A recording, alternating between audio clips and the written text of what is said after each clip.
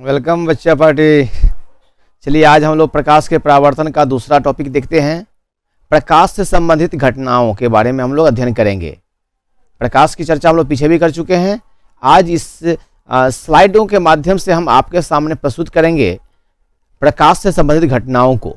जैसे प्रकाश से संबंधित घटनाएं आए दिन हमारे ज़िंदगी में घटित होती रहती है। दिन रात हम लोग बहुत सारी घटनाओं को देखते रहते हैं। तो उन घटनाओं को हम एक लिस्टिंग किए हैं और उनके बारे में एक अध्ययन हम लोग प्रस्तुत करेंगे, ताकि आगे जो टॉपिक है उस टॉपिक के बारे में हमारी समझ जो है विकसित हो सके, ताकि वहाँ हम अच्छे से उस विषय वस्तु को समझ सकें। ओके, तो देखिए प्रकाश से संबंधित घटनाएं की बात करें तो सबसे पहली घटना या सबसे बड़ी घटना यदि कहा जाए जो हमारे लिए बहुत ही महत्वपूर्ण होता है और हमेशा होती रहती है, क्या है? तो वस्तु का दिखाई देना, है ना। वस्तु का दिखाई देना, जिसकी चर्चा हम पीछे भी कर चुके हैं। एक बार और हम रिपीट कर देंगे। वस्तु का दिखाई देना जो है ये प्रकाश की घटनाएं हैं। यहाँ प्रकाश की क्रियाएं होती है, उसकी भी चर्चा हम लोग करते हैं। तो जैसे देखिए किसी प्रकाश स्रोत से, यहाँ सूर्य है, सूर्य से प्रकाश की किरणें जब इससे पे पड़ती है तो वह टकराने के बाद पुनः जब हमारी आंखों पर पहुंचती है तो हम वस्तु को देखते हैं। यानी किसी प्रकाश स्रोत से जब कोई प्रकाश की किरणें किसी वस्तु पर टकराती है और टकरा करके जब हमारी आंखों पर पहुंचती है तो हम वस्तु को देख पाते हैं। ये प्रकाश की घटना क्या है? तो किसी वस्तु का दिखाई देना। तो वस्तु तो दिखाई देती है। यहाँ एक नया चीज मैं थोड़ा सा सिखाना चाहता हूँ, जिसकी चर्चा मैं आगे विस्तृत करूंगा। यहाँ चर्चा करना चाहता हूँ कि प्रकाश वस्तु जो दिखाई देती है इसका यहाँ काम कौन सा क्रिया होता है। तो यहाँ जो है वो क्रिया होती है, आपको प्रकाश का परावर्तन की क्रिया होती है ना। प्रकाश के परावर्तन की क्रिया होती है और इसे हमें ध्यान रखना होगा, है ना। प्रकाश का परावर्तन, प्रकाश का परावर्तन के कारण हमें वस्तु दिखाई दे। अब प्रकाश का परावर्तन क्या है इसे आप आसानी की भाषा में समझ सकते हैं। क्या हुआ? प्रकाश की किरण का, प्रकाश के किरणों का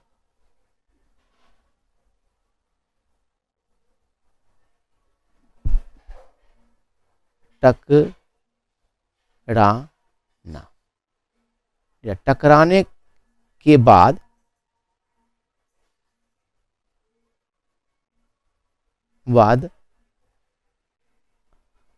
टकराने के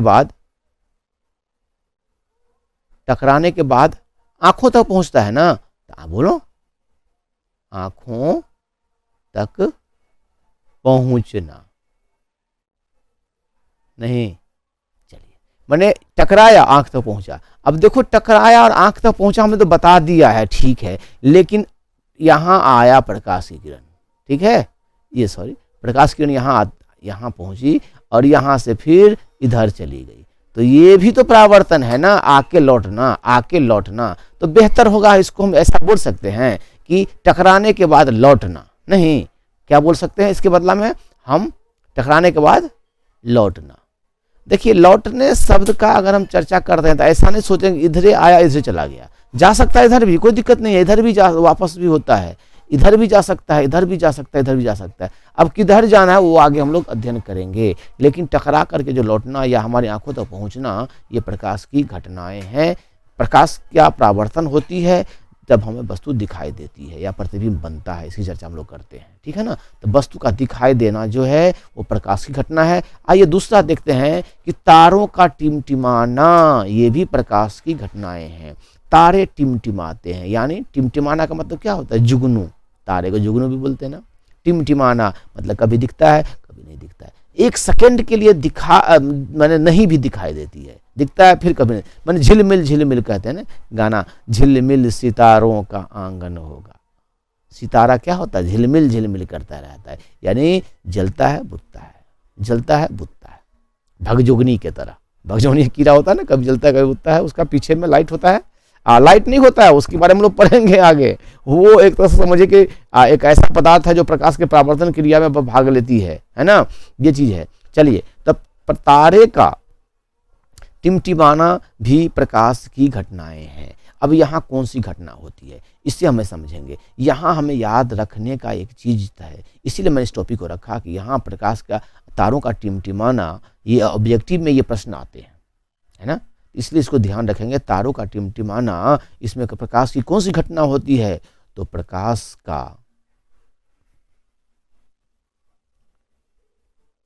अपवर्तन, अपवर्तन, प्रकाश का अपवर्तन, प्रकाश का अपवर्तन याद रखेंगे आप, प्रकाश का अपवर्तन। तारों का टिमटिमाना, प्रकाश का अपवर्तन। वस्तु का दिखाई देना, प्रकाश का परावर्तन। देखिए ये चीज ध्यान रखना जरूरी है, तभी हम आगे जब पढ़ाएंगे ना तो सारी बातें एक बात समझ में आएगी। आप इस शब्द को थोड़ा सा दोहरा लो, प्रकाश का अपवर्तन, प्रकाश का अपवर्तन, प्रकाश का अपवर्तन। मेरे साथ बोलो, आप बोलो, प्रकाश का अपवर्तन, प्रकाश का अपवर्तन, प्रकाश का अपवर्तन, है ना। और आप पिछले जो मैं समझाया यहाँ पर, प्रकाश का परावर्तन, प्रकाश का परावर्तन, प्रकाश का परावर्तन, परावर्तन अपवर्तन, दो घटना मैंने सिखाया है। अब देखिए ये दो घटनाएं हमने सिखाया क्या, कि वस्तु का, यहाँ देखिए वस्तु का दिखाई देना, फिर मैंने क्या बताया है आपको कि तारों का टिमटिमाना। अब देखिए दर्पण में भी तो प्रतिबिंब बनता है ना, यहाँ देखिए अपना चेहरा यहाँ दिखाई देता है, ये भी प्रकाश की घटना है। क्यों, यदि इस में कमरे के अगर बल्ब बंद कर दिया जाए तो कमरे अंधेरा हो जाएगा, तो फिर इसका, इनका चेहरा जो है ना ये दिखाई नहीं देगा। यहाँ पे ये जो चेहरा दिखाई देता है यहाँ पे, ये दिखाई नहीं देगा। ये गोरा है या काला है, ये गोरा काला आप नहीं समझ पाओगे। क्यों, कि कुछ प्रकाश एक ऊर्जा है, चर्चा कर चुके हैं, जो पहले पहुंचेगी इनके चेहरे के विभिन्न भागों पर पहुंचेगी, और हर भाग से प्रकाश की किरणें इस दर्पण पे पहुंचेगी, है ना, इस दर्पण पे पहुंचती है, इस दर्पण पे चेहरे के हर भाग पर पहुंचती है। और दर्पण के सारे भागों से किरण जो है, इसको ऐसे हम लोग देख लेते हैं, है ना, दर्पण के सारे भागों से किरण जो है केवल हमारी आंखों पे पहुंचती है। ये देखना, यहां दर्पण के सभी भागों से हमारी आंखों पे ही केंद्रित होती है। थोड़ा इसको ध्यान रखना, आप आगे काम देने वाला है। लेकिन दर्पण पे क्या हुआ था, पूरे दर्पण के सरफेस पे, पूरे दर्पण के सरफेस पे पूरे चेहरा का जो प्रकाश था वो पूरे दर्पण पे यत्र तत्र आया था। लेकिन दर्पण से हमारी आंखों पे, पूरे दर्पण का प्रकाश किरणें हमारी आंखों पे पहुंचती है। तो ये घटना होता है जहां प्रतिबिंब बनता है, इसका तस्वीर यहां बनता है, प्रतिबिंब, समझते हैं, प्रतिबिंब। तो प्रतिबिंब को भी समझिए, बिंब मीन्स क्या होता है, अब ये समझ लेते हैं। बिंब मीन्स होता है वस्तु। तो आप है वस्तु, आप क्या है यहाँ, बिंब, है ना, आप क्या है, बिंब है। बिंब मीन्स वस्तु, आप हैं बिंब। बोलो भाई, बोलो, आपको बोलना पड़ेगा। बिंब, बिंब मतलब वस्तु। यहां जो बना ये क्या है, ये है प्रतिबिंब। प्रतिबिंब मतलब छाया, नहीं, छाया नहीं बोलेंगे, छाया का अलग कंसेप्ट होता है, ये आप जान लो। छाया का कंसेप्ट होता है कि यदि प्रकाश की किरणें यहां से यहां तो आती है, लेकिन इसके पीछे तो नहीं जाती है ना, तो पीछे जो दीवार है उस दीवार पे इसका छाया बन सकता है। ये देखो यहाँ बल्ब जल रहा है और यहाँ थोड़ा प्रकाश छाया दिख रहा है आपको, है ना, यानी बल्ब यहाँ तो ऊपर रोशनी दे रहा है लेकिन नीचे नहीं पहुंच पा रही, तो नीचे से दीवार पे जो है छाया बना देती है, माने छाया बनता है। छाया जो है इसको भी आप समझ लो ना, छाया क्या होता है, वस्तु का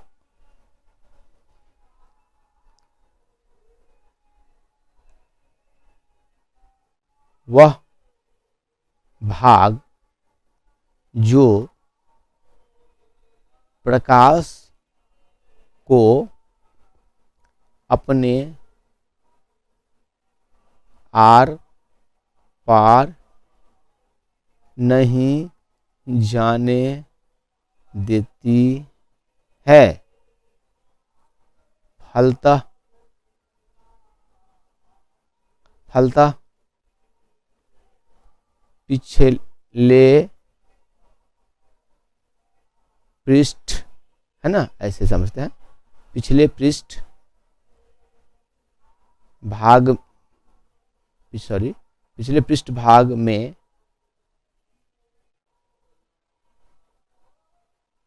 अंधेरा प्रतिरूप का निर्माण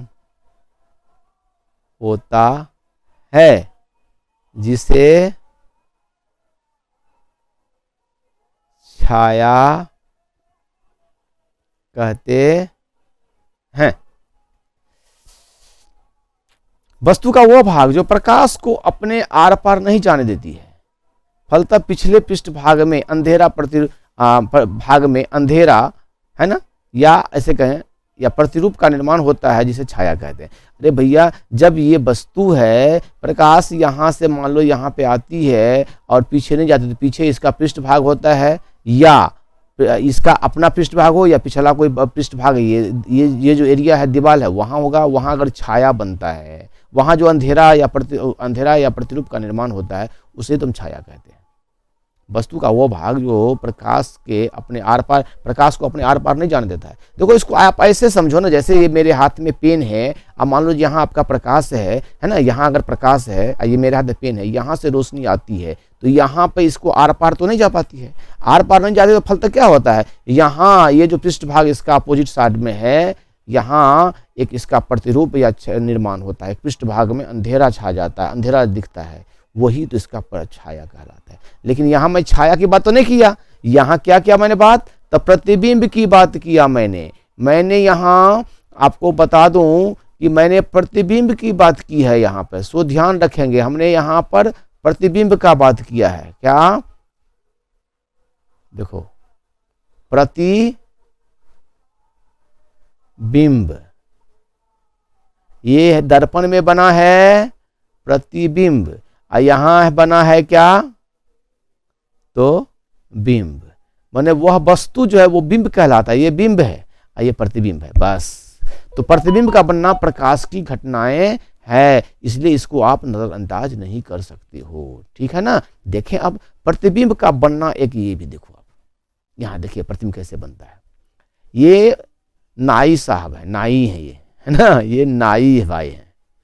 ये नाई भाई क्या करते हैं, तो इनका हजामत बना रहे हैं, और पीछे का बाल जो बनाया है, ये पीछे वाला भाग इनको आगे दिखाता है।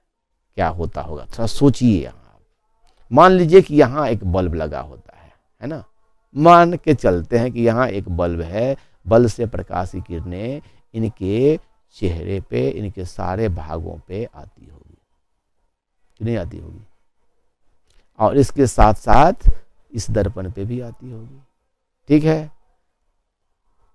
इस दर्पण पे भी आती होगी। इस दर्पण पे जो प्रकाश आती होगी, तो और इस दर्पण पर, इस कमरे में भी प्रकाश आती है, इसलिए इस व्यक्ति का पिछले भाग पर भी प्रकाश कहीं ना कहीं से पहुंच जाती है।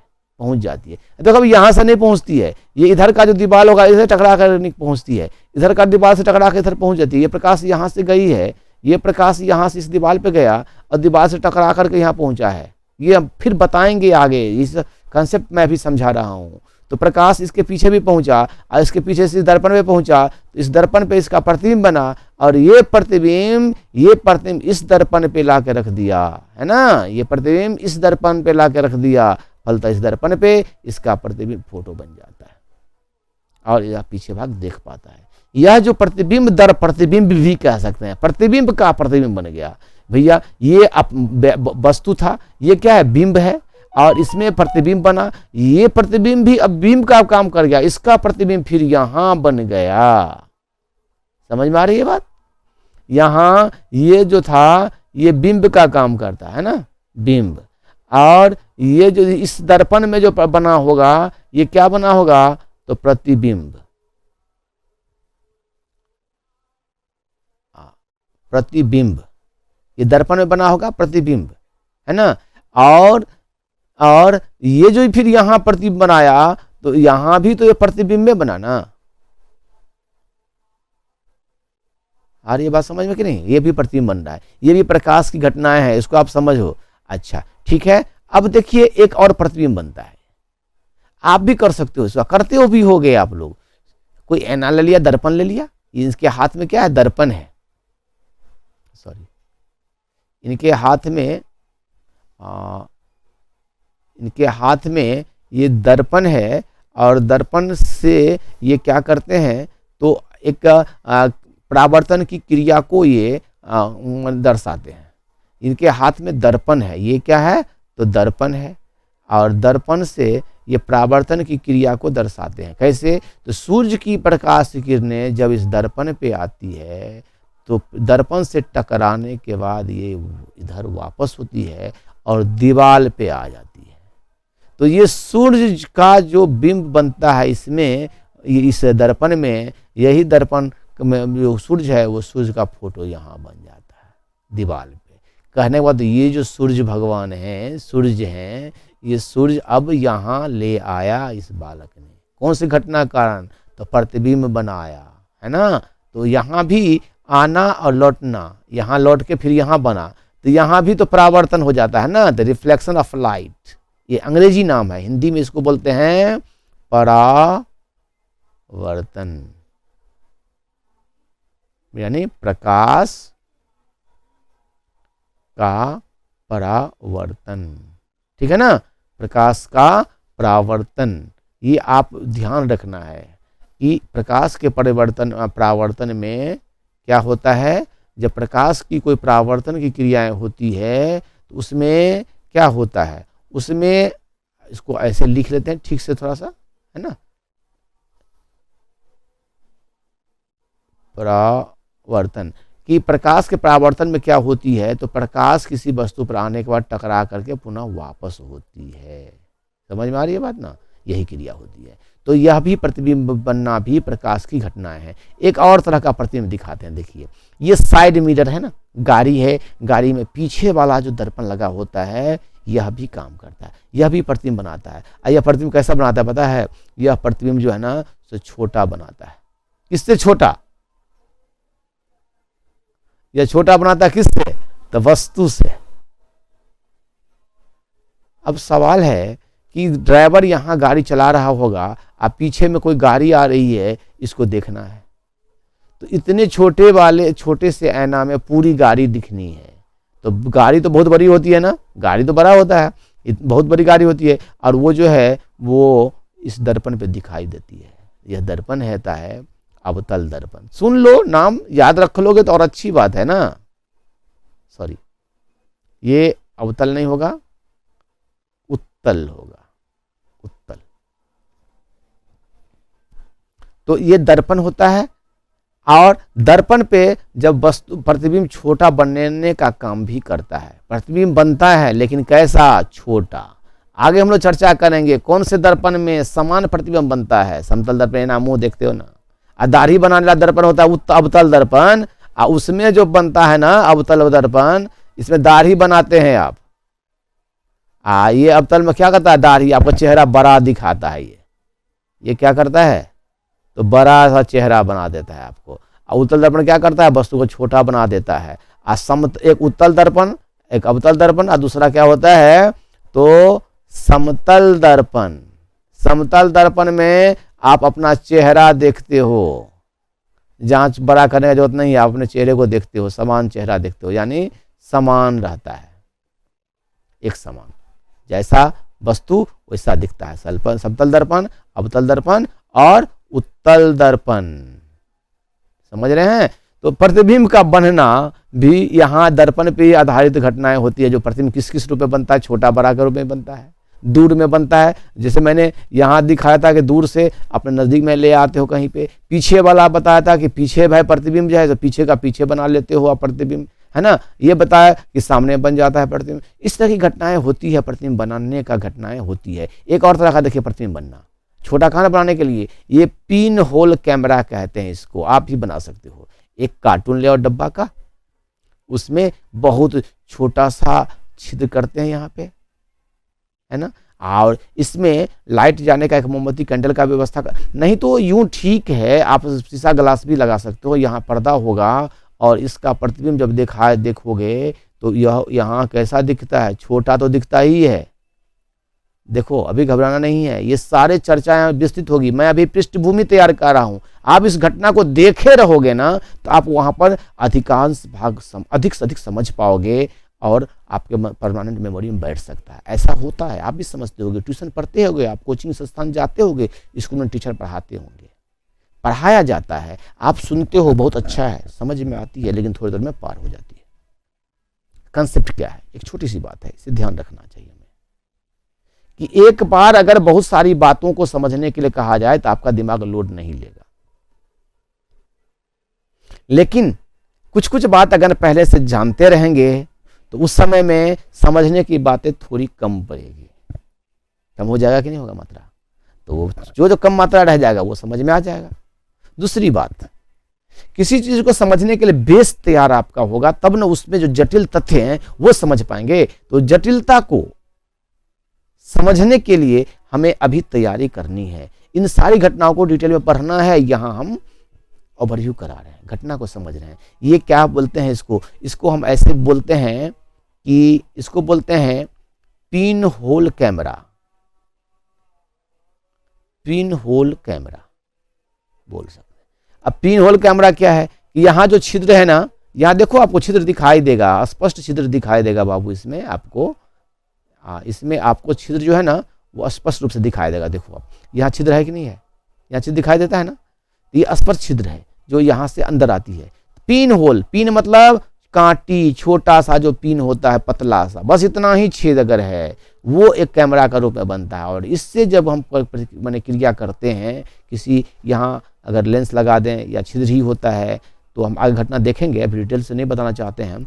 तो यह जो पेड़ बहुत बड़ा है, यह जो पेड़ हम आपके सामने में बहुत बड़ा सा पेड़ है ना, इतना बड़ा, तो यहाँ पर इतना ही बड़ा दिखता है। दूसरा एक चीज और देखो ना, यहाँ जड़ है नीचे में, यहाँ जड़ है ऊपर में, यानी छोटा और उल्टा।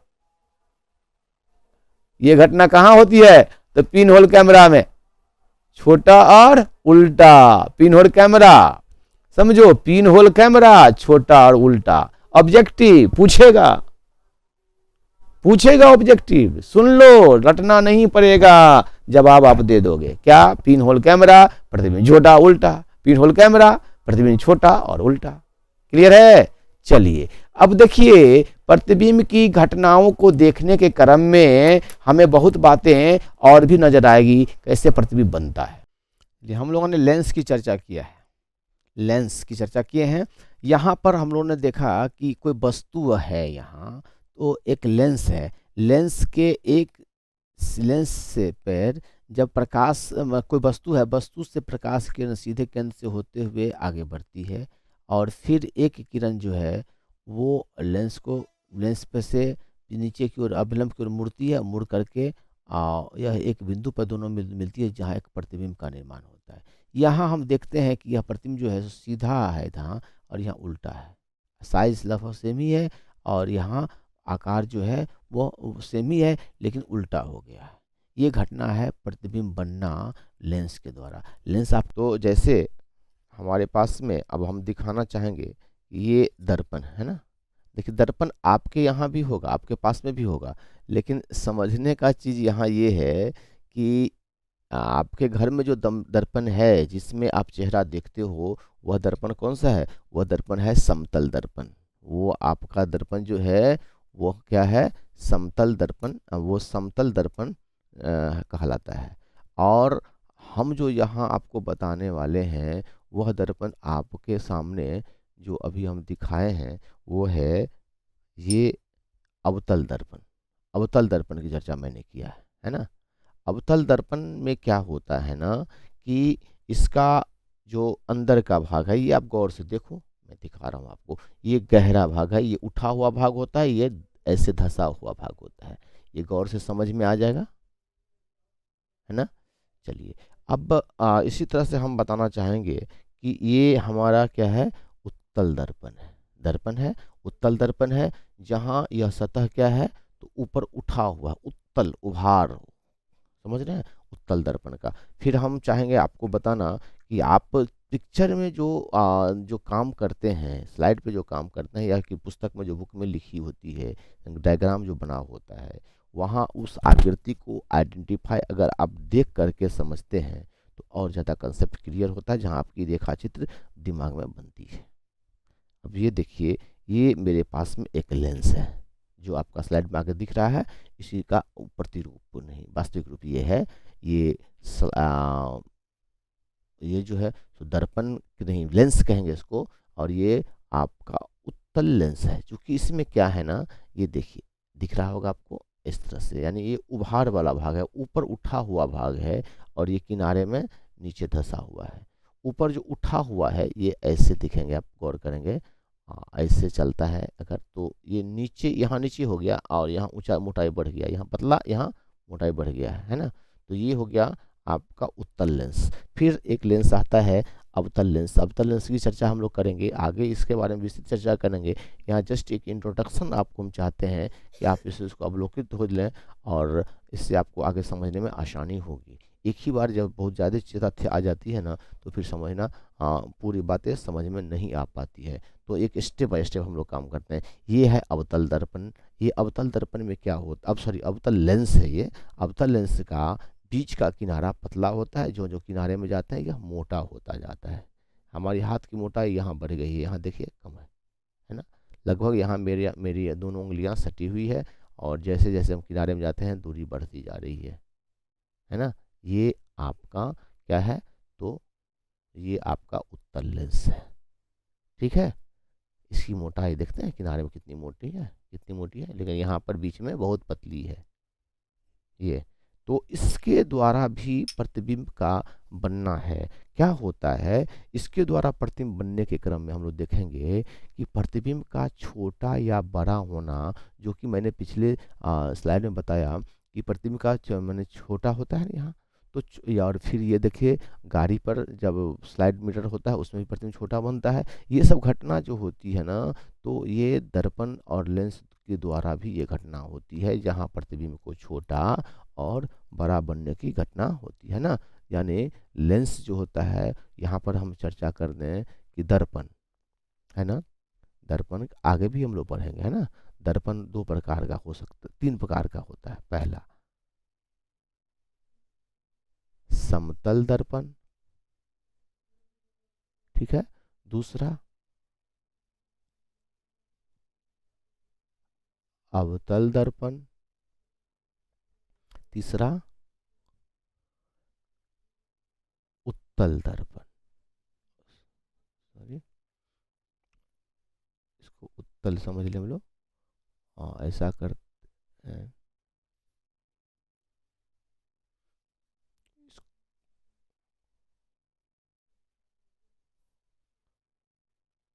उत्तल दर्पण। इस तरह से लेंस भी होता है, ठीक है। लेंस भी जो होता है ना, इसी तरह से लेंस भी पढ़ते हैं। यहाँ जो स्लाइड दिखाया गया या लेंस दिखाया गया है, लेंस में क्या है, यह भी दो तरह का, ये भी, ये दो तरह का होता है लेंस। लेंस में हम लोग जानेंगे, पढ़ेंगे अवतल लेंस, और फिर उत्तल लेंस। उत्तल लेंस है ना, दो तरह का लेंस हम लोग पढ़ेंगे। उत्तल लेंस और अवतल लेंस की चर्चा हम लोग करेंगे। तो ये हमें जानकारी होनी चाहिए, ठीक। इन सबों के द्वारा क्या होता है, तो प्रतिबिंब का निर्माण होता है। प्रतिबिंब का निर्माण होता है।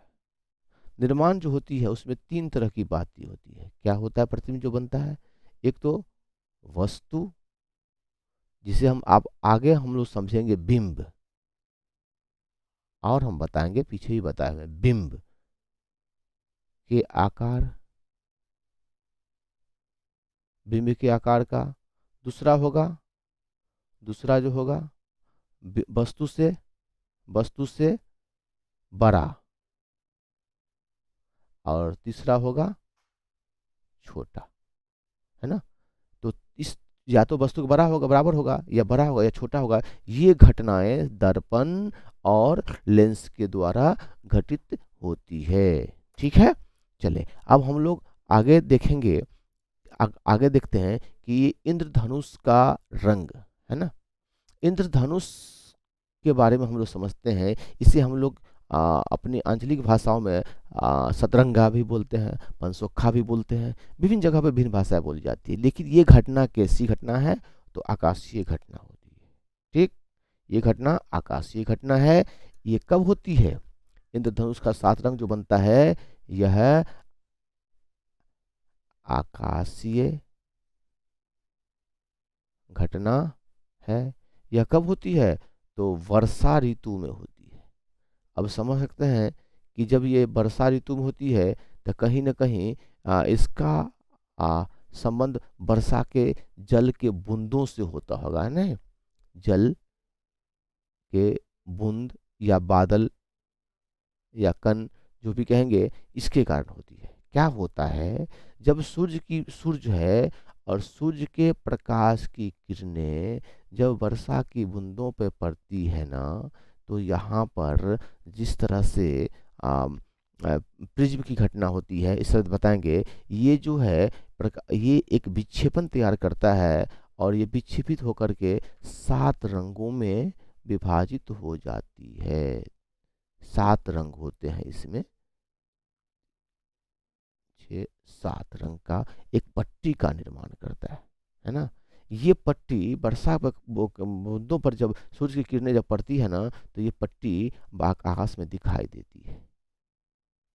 तो कहने का मतलब, जब ये दिखाई देती है तो इसे हम लोग इसे कहते हैं, इंद्रधनुष कहते हैं। ये कह रहे थे, जब ये दिखाई देती है ना, तो हम लोग समझते हैं कि अब बारिश होने वाली है, बारिश होगी, है ना। वर्षा मतलब बादल भरा हुआ है, इस तरह से हम लोग समझते हैं।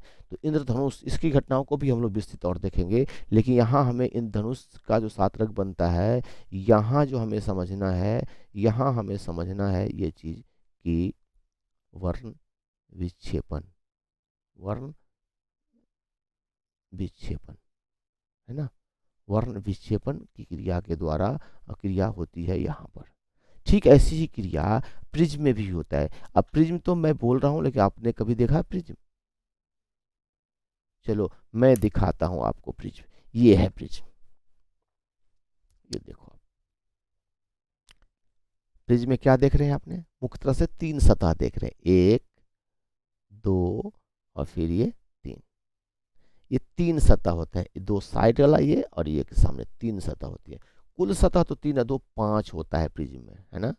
प्रकाश की घटनाएं जो होती है, इन्हीं ये सतह, ये सतह और फिर ये सतह, इन्हीं तीनों की सतह पे होती है। यदि प्रकाश की किरणें यहाँ से कर जाती है, अंदर जाती है, तो फिर इन दोनों के द्वारा पूर्ण आंतरिक परावर्तन जो होता है, अंदरूनी परावर्तन के कारण एक विक्षेप तैयार करता है। ठीक है, वर्ण विक्षेप तैयार करता है। इस तरह की घटनाएं आप अपने प्रिज्म के सहारे देख सकते हैं बना करके। ठीक है, और आप अपने घर में भी एक छोटा सा प्रयोग करके आप देख सकते हैं। कैसे करेंगे प्रयोग, इसकी चर्चा हम लोग करते हैं। आप दिन के ठीक 12 बजे अपने आंगन में एक थाली में पानी रखेंगे। स्टील का चमकता हुआ शाइनिंग थाली हो, जिसमें पानी डालेंगे, उसको रखेंगे। अब उस पानी में आप देखने का कोशिश करेंगे सूर्य की प्रकाश को। आपको 7 रंग आपको दिख जाएगी। कहने का मतलब है कि सूर्य की रोशनी में 7 रंग पाया जाता है, लेकिन वो हम लोग देख नहीं पाते हैं। जब उसको विक्षेपित किया जाता है, तो पर्दे पे समझें कि वो एक 7 रंग की पट्टी जैसा तैयार होता है। वो 7 रंग होता है।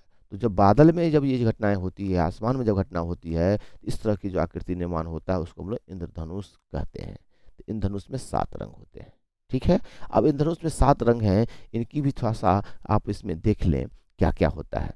पहले क्या है नीला, नीचे में भी से वायलेट होता है ना, भी। उसके बाद इंडिगो माने ब्लू कलर आता है, बैगनी कलर, ये बैगनी, ये ब्लू, उसके बाद ग्रीन, उसके बाद येलो, उसके बाद ऑरेंज, उसके बाद रेड।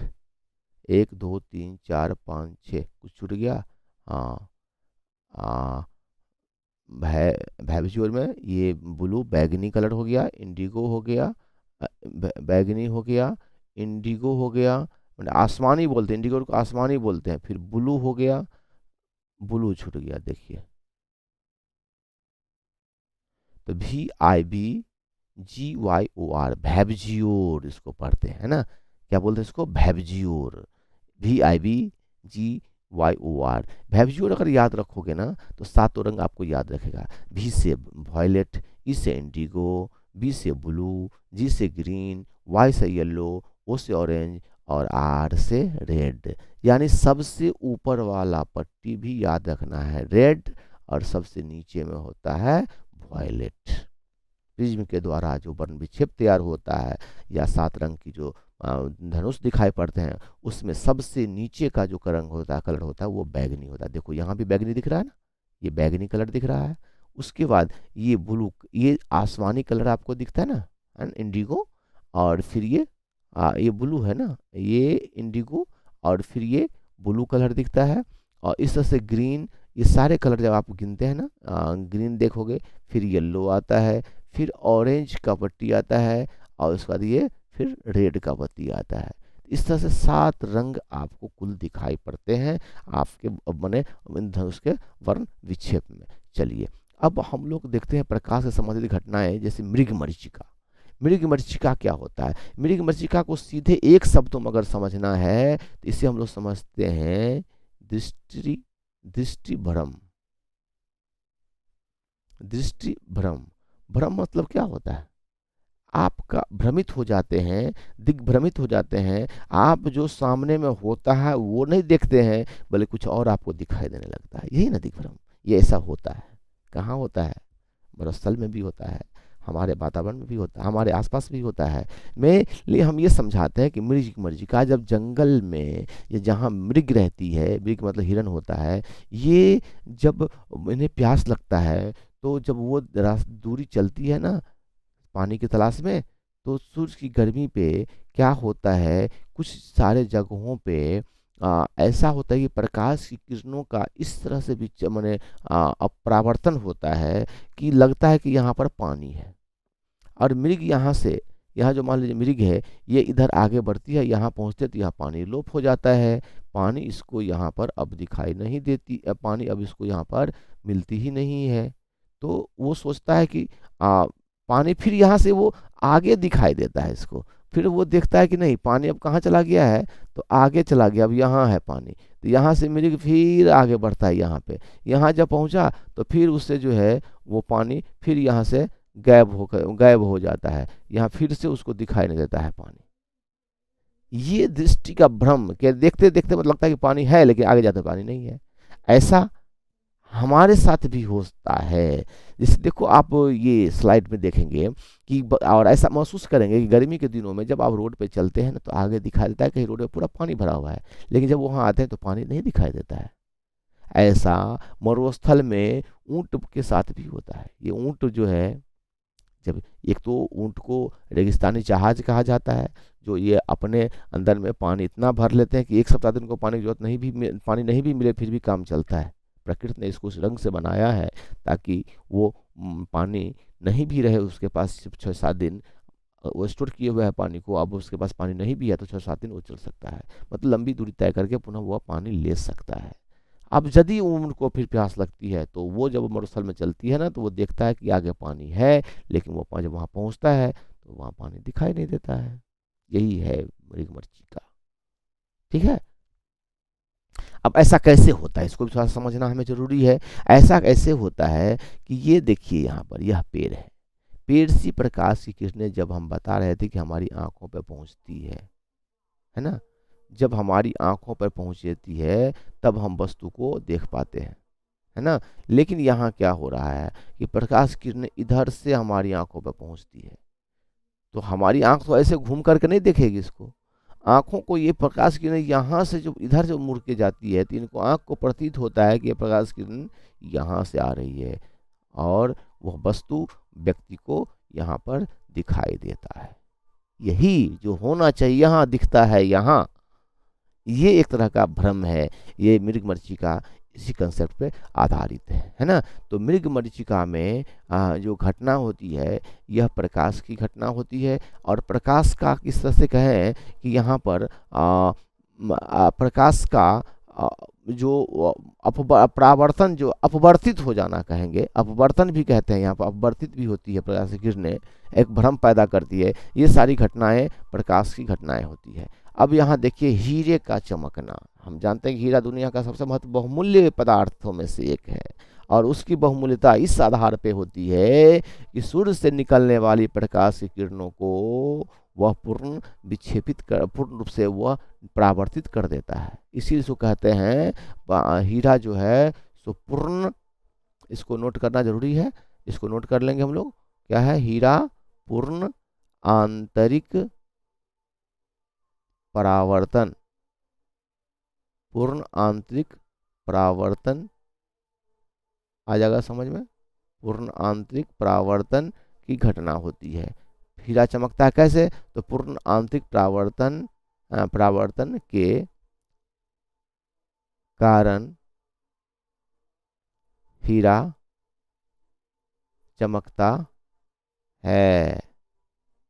होता यह है कि हीरा का जो कटिंग होता है ना, इसे विभिन्न तरह के विभिन्न कोण बना दिए जाते हैं। सतहों की संख्या इसमें मैंने एक तरह से कहे कि अनगिनत हो जाती है, बहुत सारे सतह का निर्माण करते हैं। जैसे हमने प्रिज्म में दिखाया था ना, प्रिज्म में इसमें कितने सतह हैं? तो 1 2 3 और 4 5 है ना।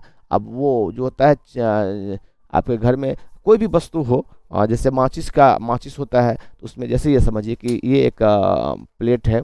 अब इसमें देखिए 1 2 3 4 5 6 सतह हैं। इसी तरह से आपके वो हीरा में क्या होता है, तो अनगिनत सतह बना दिए, अनगिनत सतह बना दिए जाते हैं विभिन्न तरह से। देखिए यहाँ भी देखिए ना, 1 सतह 2 सतह 3 सतह 4 सतह 5 सतह, इस तरह के सतहों की संख्या काफ़ी ज़्यादा मात्रा में बढ़ जाती है। इस घटना में यहाँ क्या होता है, जब प्रकाश की किरणें जब इस पर पड़ती है ना, तो यह जो है पूरे पूरे प्रकाश को परावर्तित कर देती है, आंतरिक परावर्तन करते हैं। इसके अंदर जब प्रकाश प्रवेश करती है तो वह पूरे पूरे प्रकाश को क्या करती है? परावर्तित कर देती है। इस घटना को क्या कहते हैं? पूर्ण आंतरिक परावर्तन। पूर्ण आंतरिक परावर्तन याद रखेंगे क्या है? तो पूर्ण आंतरिक परावर्तन, पूर्ण आंतरिक परावर्तन। इतनी सारे घटनाओं को हम लोगों ने देखा है। अब हमें इन सारी घटनाओं पर आगे विस्तृत रूप से भी काम करना है। हम एक बार रिवाइज करते हैं कि वस्तु का दिखाई देने में, अगर वस्तु को दिखाई देता है तो कैसे दिखाई देता है? तो परावर्तन तो होगा ही होगा। प्रकाश की किरणों क्या होता है? परावर्तन होती है। परावर्तन में हमने बताया कि जब प्रकाश किसी वस्तु से टकराती है, टकराकर हमारी आंखों में पहुंचती है, तो प्रकाश का परावर्तन होता है। इसी तरह से हम लोगों ने देखा कि तारों का टिमटिमाना में प्रकाश का अपवर्तन होता है। अपवर्तन के बारे में बताया कि अपवर्तन जब किसी एक माध्यम से प्रकाश दूसरे माध्यम में जब प्रवेश करती है ना, तो प्रकाश अपनी सीधी रेखा में चलने के बजाय वो अपनी सीधी रेखा के बदला में दूसरे रास्ता में वह घूम जाती है। इस तरह से प्रकाश हमें कभी यहाँ कभी वहाँ दिखाती है, और इसी क्रम में प्रकाश का दिखना भी बंद हो जाता है। तो कहते हैं क्या कि तारे जो है सो टिमटिमाते हैं।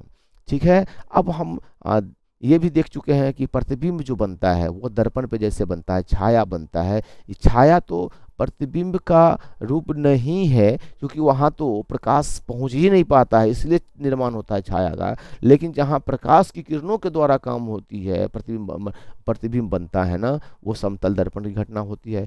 और समतल दर्पण में हम लोगों ने दिखाया था। फिर अवतल दर्पण का भी प्रयोग किया जाता है बड़ा बनाने के लिए। आप पिक्चर को बड़ा बनाने दिखाने के लिए नाई साहब भी उपयोग करते हैं दर्पण। यहाँ भी परावर्तन क्रिया होती है, और फलतः उसका प्रतिबिंब जो है वो बाल के रूप में जो बनता है वो बड़ा रूप में दिखाई पड़ता है। इसी तरह से हम लोगों ने बताया कि जब सूर्य से प्रकाश की किरणें किसी दर्पण पे जब आती है तो परावर्तित होकर किसी वस्तु पर, किसी जगह पे पहुंचा लेते हैं हम लोग, पर्दा पे उसे हम लोग स्थापित कर सकते हैं। ठीक है ना। अब इस तरह से हम लोगों ने ये देखा था कि प्रतिबिंब को आकृति का निर्माण, जो आकृति है ना, उसे छोटा या बड़ा बनाया जा सकता है। तो यहाँ हम देखते हैं प्रतिबिंब कैसा बनता है? छोटा बनता है। यह दर्पण है, इसको उत्तल दर्पण कहते हैं, और यह उपयोग होता है आपको गाड़ी के साइड मिरर में, क्योंकि पीछे से बड़ी वस्तु आती है, बड़ी गाड़ियां जो आती है उसको छोटे रूप में उसको दिखाई देती है। अवतल दर्पण का प्रयोग करते हैं दाढ़ी बनाने में घर में,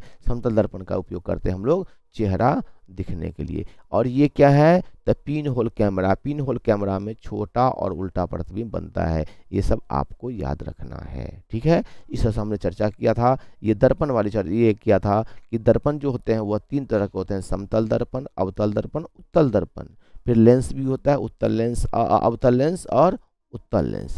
इन सभी के सहारे हम प्रतिबिंब 3 रूपों में देख सकते हैं, निर्माण करते हैं। एक तो या तो वो वस्तु के बिंब के समान होगा, या तो बिंब से बड़ा होगा, या बिंब से छोटा होगा, है ना। तो बिंब भी याद रखेंगे, थोड़ा सा और हम आगे रिवाइज कराएंगे, बिंब के बारे में भी रिवाइज करेंगे।